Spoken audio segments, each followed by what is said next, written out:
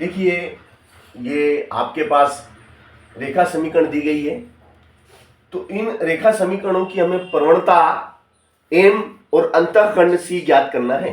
तो पहली रेखा समीकरण y equal to 2x plus 6, तो इस रेखा समीकरण की मानक रेखा समीकरण से हम तुलना करेंगे। तो ये मैंने इसकी तुलना मानक समीकरण से की। एम यहां प्रवणता है और सी अंतःखंड है, तो बताइए एम बराबर कितना है। तुलना कीजिए, x का गुणांक 2 है, x का गुणांक m है, तो m बराबर कितना हुआ 2। तो m इस रेखा समीकरण की प्रवणता है और c अंतःखंड है, तो c यहां कितना है, c बराबर 6। This is answer. प्रवणता 2, अंतःखंड 6। इसी प्रकार से यहां पे देखिएगा, यहां पे y का गुणांक कितना है 2, तो 2 जो गुणा में है वो कहां आ जाता है, बटे में आ गया। देखो आपके सामने ये बटे में आ गया। अब ये मानक समीकरण बन गया है। इसकी तुलना करेंगे हम y equal to m x plus c से। जब हम इसकी तुलना करते हैं तो बताओ m बराबर कितना हुआ, 3/2। इसकी प्रवणता है, c अंतःखंड कितना है, -3/2 इसका अंतःखंड है। ठीक है ना, तो ये इसकी प्रवणता और अंतःखंड निकल गया। उतार लीजिए सवाल को। और अगला जो सवाल है आपका तीसरे नंबर का, वो ये रहा। सवाल नंबर 3 कहता है कि 2y माइनस 3x बराबर 2।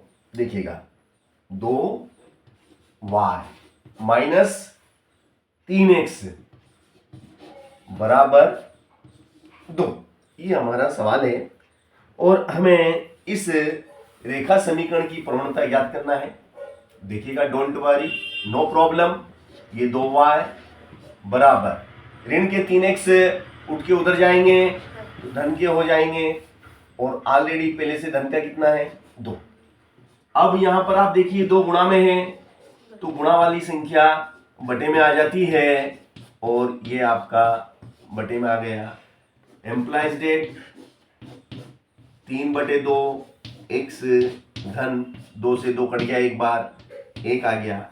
जब हम इसकी तुलना मानक समीकरण से करते हैं तो y equal to m x plus c, तो बताइए m बराबर कितना हुआ, m बराबर 3/2 हुआ, और c बराबर कितना हुआ, बताओ c बराबर कितना, c बराबर 1।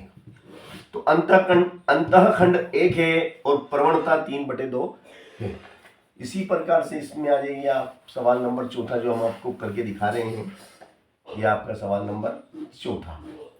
चौथे में सवाल में क्या कहता है, 3x plus 4y, 3x plus 4y बराबर में कितना है 12, बराबर में 12।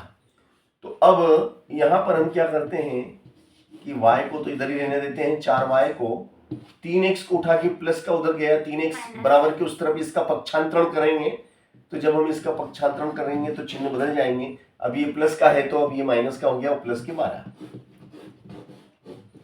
ठीक है ना। अब y के साथ में 4 गुणा में है, तो गुणा वाली चीज कहाँ आ जाती है, बटे में आ जाती है, और ये हो गया ऋण का 3/4 x धन 12/4, 12/4, और 4 से कटेगा 4 तिया 12। तो y बराबर क्या हो जाएगा, y बराबर ऋण का 3/4 x धन 3, 4 तिया 12। अब ये जो आपकी रेखा समीकरण है, इसकी तुलना अब हम मानक समीकरण से करते हैं। तो मानक समीकरण क्या कहती है आपकी, देखिएगा mx प्लस सी, बताओ m बराबर कितना हुआ, इसलिए m बराबर क्या लिखेंगे अपन, इसलिए m बराबर तो हो गया आपका माइनस का 3/4, और c बराबर कितना हुआ, c बराबर 3। ठीक है, चलो क्वेश्चन नंबर 4 भी हो गया। अब क्वेश्चन नंबर 5 देखिएगा आप, 5 में यहां कर रहा हूं। 5 है आपका 2y,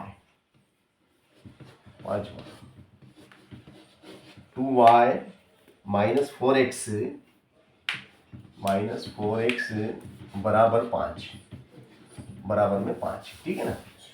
employees that 2y is equal to minus के 4x उधर गए तो धन के 4x धन 5, एम्प्लाइज डेट y बराबर 4/2 x धन 5/2, तो 2 से काटो, 2 दूनी 4, y बराबर हो जाएगा आपका 2x धन 5/2।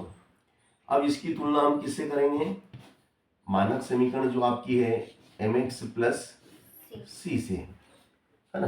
तो बताओ, इसलिए m बराबर कितना हो गया 2 और c बराबर कितना 5/2। तो हमने दी गई रेखाओं की क्या निकाली, प्रवणता आपको ज्ञात करके बताई। सरल के कठिन, सरल